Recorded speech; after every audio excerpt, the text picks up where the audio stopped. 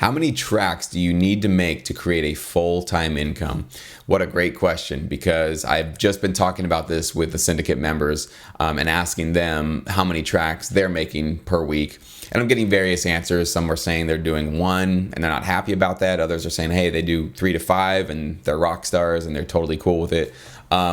And I know that we all have our obligations in life, so I'm not trying to, shame anybody or saying you better be making more or whatever. But it's always a dialogue and just trying to figure out what's going on in your life to find out why aren't you making as many tracks as you possibly could be.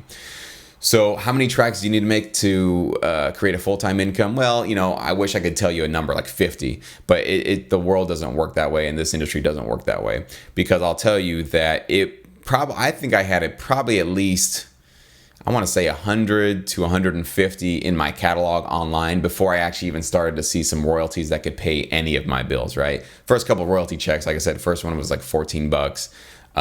It wasn't paying anything. So it took me at least 2 years before I started seeing some real income coming in so I could actually start paying like the utility bill and then my groceries. And then finally it turned into my rent. And then now I can actually have enough to be saving and investing and doing a lot of cool stuff with it. But I would say, rather than focusing on a magic number to get to, because if you have 0 tracks and you're at catalog right now, or maybe you have 10 that you've worked on, and I tell you that, hey, you probably should shoot for 150, that's a mountain of a goal to go for right now, right? That's a lot of tracks to be thinking about. How the hell am I going to get to 150 tracks? I can't even, I can't even think of producing that many songs. Don't get so lost in long-term goals that you burn out, and that's a big problem that a lot of producers face. So I always say just shorten it down, cut it down to a week-by-week goal that you can set for yourself, because, hey, you can achieve a goal within a week, right? If it's attainable and achievable. That's the key to success, by the way, is breaking down your long-term goals into smaller-term goals and making sure those short-term goals are actually achievable, right? If you have, for example, we had this Fox Sports gig we did a few months ago where we had to do 100 tracks in 2 weeks. Now, I know that was all of us working together, but for myself, what made me not freak out and go, oh my gosh, are we going to get 100 tracks in 2 weeks? I don't know if this is going to happen. I broke it down to a daily goal. So, right, I knew that like by a certain date, we'd have to have a certain number of tracks. And I was contributing to the 100 tracks as well, because I wanted to make sure that if we get to like 90, we're not sitting there leaving our client short 10 tracks. So I wanted to make sure that I could fill in any gaps that we might have had. And we more than blew away the 100 tracks in the end. It was great. But in order to get to that 100 tracks, I had to, day by day go, okay, well, by this Sunday, we better have 20 tracks. And then by Wednesday, we better have 40 tracks or whatever it was. And so that managed my anxiety, right? For feeling like, oh, are we going to do this or not? I knew on a day-by-day basis how many tracks we needed to really crank out.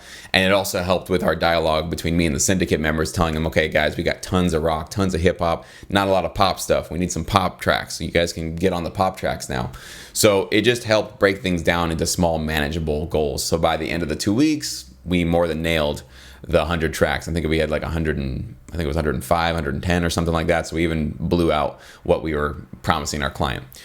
So rather than focusing on 150 tracks or 200 tracks to get into the catalog and working in the system for you, how many tracks can you produce realistically per week?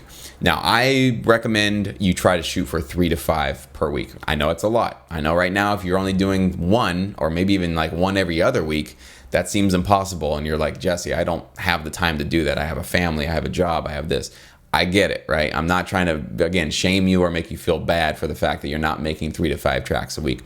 But what I would highly encourage you, and what I've been encouraging my syndicate members, is to start thinking about what are the things that are getting in the way of you being able to sit down uninterrupted in your studio for 4 to 5 hours at a time. And I think 4 to 5 hours is that sort of magical time that it will take to at least get a solid track fundamentally started, so that if you have to take a break because you got to go deal with the kids or you got to go to work or you got to whatever, you can come back now that you have a solid foundation of a track. 1 hour, I just don't feel like it's enough time to really sink into a track. Now, you might work way faster than I do, and 1 hour for you is totally enough. I might be a slower producer in some ways, but for me, 4 to 5 hours is about the time that I feel like, okay, I either got something that's working out great or it's not working and I have to scratch it. So think about that. What can you actually be doing right now? And if you only make 1 track a week, what could you be doing to make just 2 tracks a week, right? Don't shoot to 5 already, right? We don't go to the largest goal yet. We're going to go to small, manageable goals first. So if you're only making 1 track a week, what can you do to beef that up to 2 tracks a week, right? Can you wake up earlier? If you have a job right now, can you wake up before work? Maybe give yourself an hour or two before work to go do that. Can you make some time on the weekends? If there's some social things going on, can you have your family members or your friends or somebody help you out creating some time for yourself to create some more studio space for yourself on the weekends? Again, I don't believe that it's impossible, that there's not enough time. A lot of people will say if they're trying to achieve something, they're like, well, there's just not enough time. I don't have enough time. BS. I call BS on all of that stuff, because it's not that there's enough time. It's just that you haven't made a priority enough to make the time possible. Okay. Anything can be done if you want it to be done. This is very true for men, of course. So when men have, busy schedules and lots of work going on and lots of stuff going on, if they meet a pretty girl and they're like 100% smitten with this girl, do they ever make the excuse, I want to see her, I just don't have the time. I can't see her this weekend. We can't go out. Of course, they never say that, right? Men will make the time to be with a woman they want to be with, or impress her, or try to, seduce her, or whatever it is. So when you want something, you will make the time for it. I know that's absolutely true. So that's why I just don't buy it when people say, well, I want to do music full time. I just don't have the time right now to be like, nope. I kind of call BS on that. I don't think you really want it then. Because if you really want something, you will do whatever it takes to make sure that you're available for it, that you can create that time for yourself. So I would say, as far as the large number of tracks, not so important. What's more important is that on a weekly basis, you're consistently remaining, you're consistently being productive. Okay. You don't want to be the producer that, you're on fire for a month and you produced, 20 tracks in a month. And the next month you're just, I'm not feeling it. And you're just watching TV, playing on, YouTube or something like that.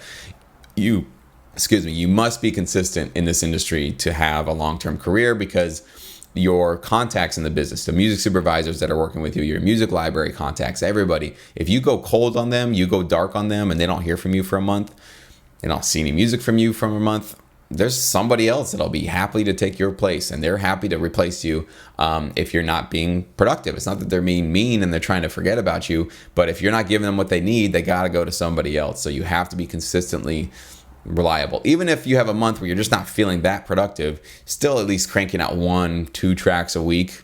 It's something you got to do to make sure that people are finding you relevant and basically keeping you at the top of their list when they have opportunities. So that is my answer for how many tracks you need to make to turn this into a full-time income for yourself.